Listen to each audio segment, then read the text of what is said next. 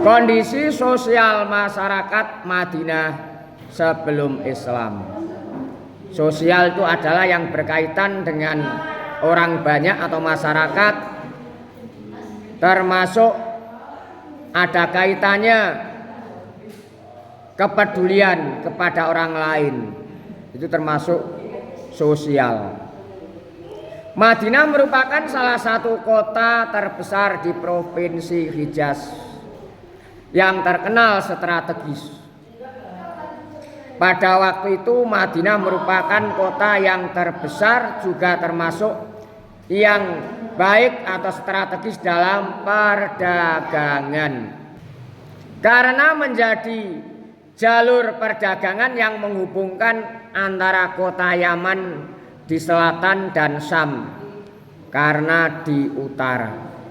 Selain itu, Madinah merupakan daerah yang subur sehingga sebagian besar penduduknya bercocok tanam.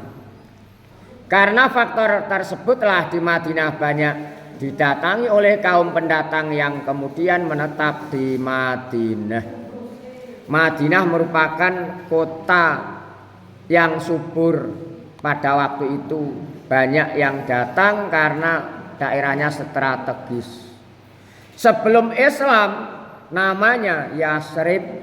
Setelah Nabi hijrah ke Madinah, Yasrib diganti namanya Madinatul Munawwarah, kota yang bercahaya. Masyarakat Madinah menjelang hijrahnya Nabi Muhammad SAW terdiri dari bangsa Arab Yaman dan bangsa Yahudi yang terbagi ke dalam beberapa suku atau kelompok atau individu, terserah, yang penting golongan kelompok atau suku.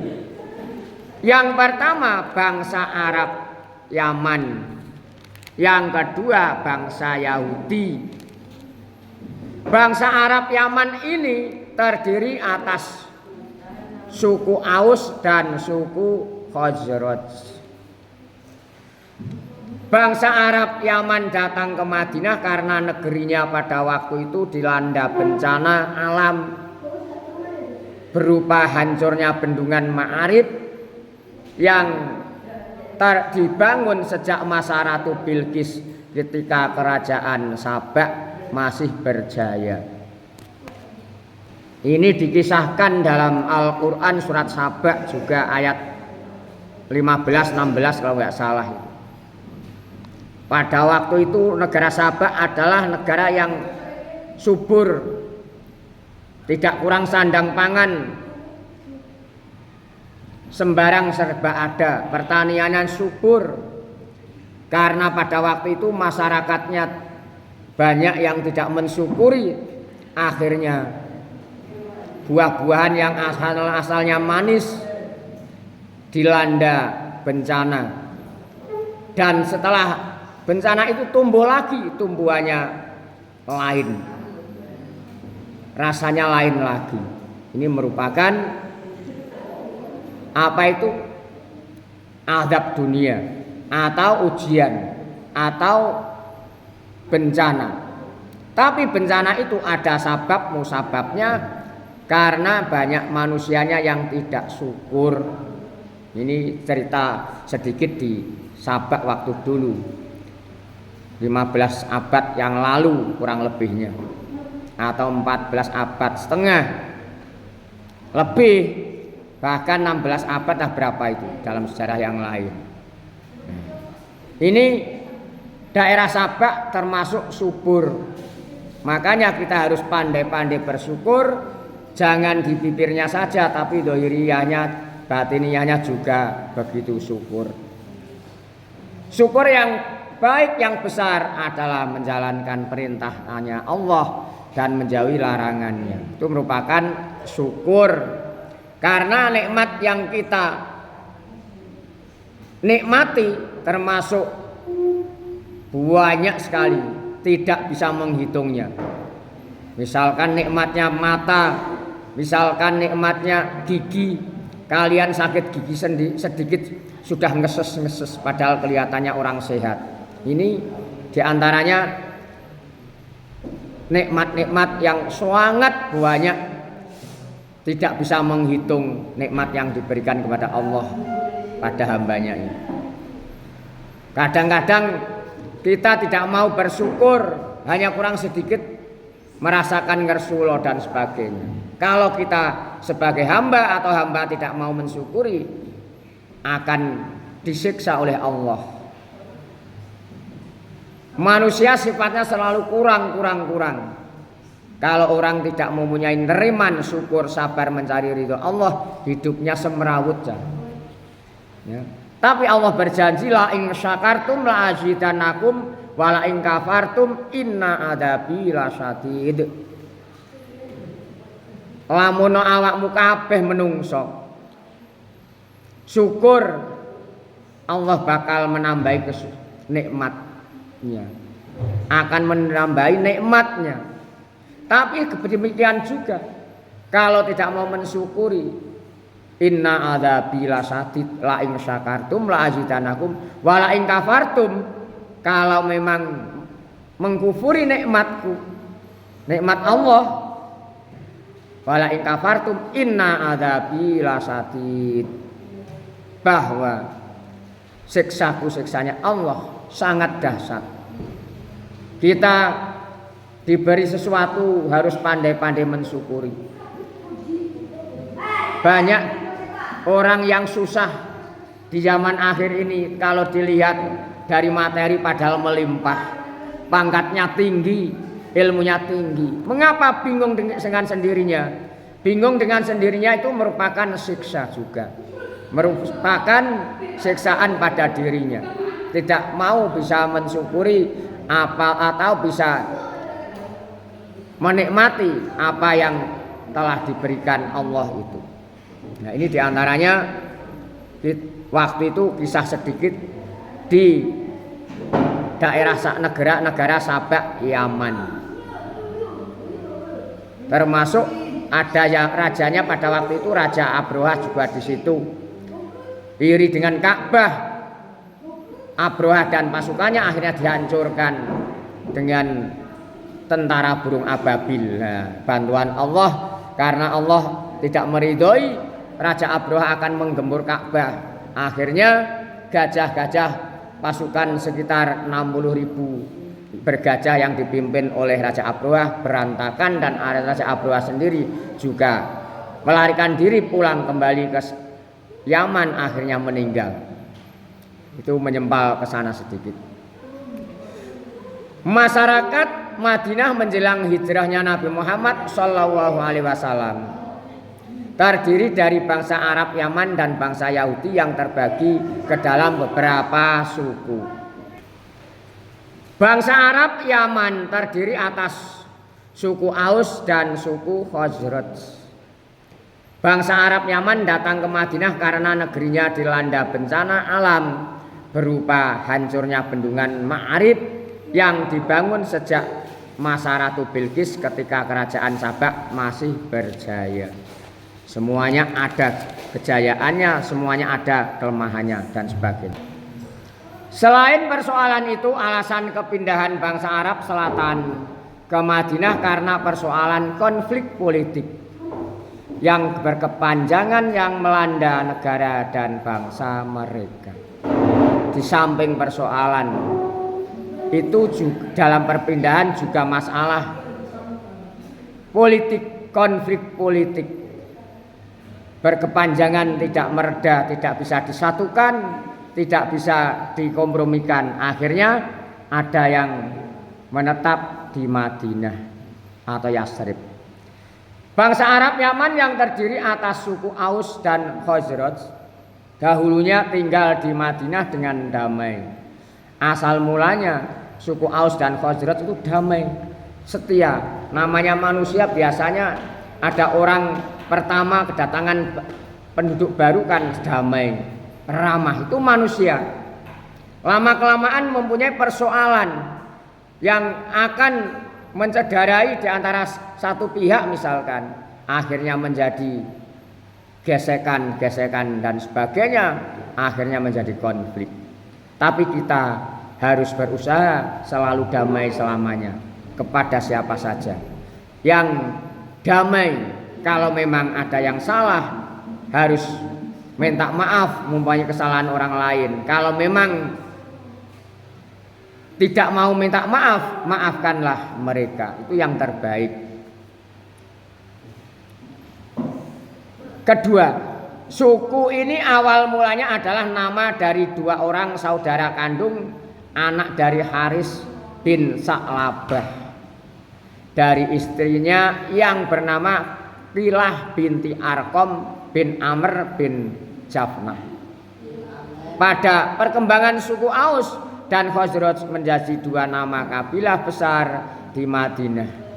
Selama kurang lebih 120 tahun atau 2 abad lebih, dua kabilah ini saling bertikai karena provokasi adu domba, provokasi kaum Yahudi. Akibat provokasi kaum Yahudi, suku Aus dan Khazraj terlibat perang saudara yang hebat dan berkepanjangan. Karena ada dalangnya atau provokasi atau mengadu domba, perang saudara berkepanjangan yang tidak bisa dikompromikan. Ini yang faktor pertama. Yang kedua, bangsa Yahudi terdiri dari 3 suku utama, yakni Bani Quraidah, Bani Nadir, dan Bani Qunaiqah. Bangsa Yahudi ini ada 3 suku, yaitu Quraidah, Bani Nadir, dan Qunaiqah. Bangsa Yahudi terdiri dari 3 suku utama, yakni Quraidah, Nadir, Qunaiqah. Hubungan ketiga kabilah tersebut tidak harmonis. Lama-kelamaan ada gesekan, dan gesekan itu berbagai bentuk atau berbagai cara. Kembali lagi namanya manusia, pasti tidak berjalan mulus. Suatu saat ada gesekan, makanya kita harus pemaaf, meniru, meneladani Nabi Muhammad Shallallahu Alaihi Wasallam. Walaupun orang lain tidak mau minta maaf, punya salah pada kalian, kalian pribadi memberikan maaf, itu adalah akhlak yang mulia, akhlak yang baik. Ketiga suku Qunaiqah, Nadir, dan Quraidah ini asal mulanya ya damai-damai saja, namanya manusia, akhirnya ada gesekan itu. Terkadang ketiganya terjadi perang saudara. Coba bayangkan, sampai terjadi perang antara persaudaraan sebangsa waktu itu. Ini sejak dulu sudah demikian. Memangnya kita itu di antara satu dengan yang lain harus saling memberikan nasihat dalam kesabaran dan kebenaran, atau kebenaran dan kesabaran. Jadi saling mengisi biar kehidupan kita harmonis, nyaman setiap saat.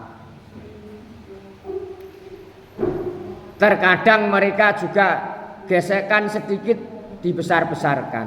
Makanya kita hidup di dunia ini mencari kebaikan tuh di mana-mana saja ada.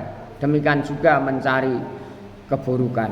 Kita harus bisa memilah-milah, bisa mengerti, pandai mengondisikan keadaan, pandai melihat keadaan, pandai melihat waktu yang bisa bermanfaat bagi kita bersama.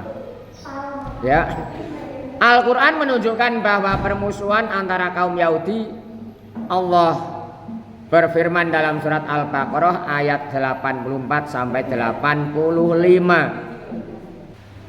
Yaitu firman Allah, wa idza akhadna mitsaqakum la tasfikuna dima'akum wa la tukhrijuna anfusakum min diyarikum summa aqrartum wa antum tashhadun summa antum haula'i taqtuluna anfusakum wa tukhrijuna fariqam minkum min diyarihim tadhaharuna 'alaihim bil ismi wal 'udwan wa iyyatukum usaratu fatuhum wa huwa muharramun alaikum ikhrajuhum afatu'minuna bi ba'dil kitabi wa takfuruna bi ba'd fama jaya'u may yaf'alu dzalika minkum illa khizyun fil hayatid dunya wa yaumal qiyamati yuradduna ila asyaddil adzab wa ma Allahu bighafilin amma ta'malun.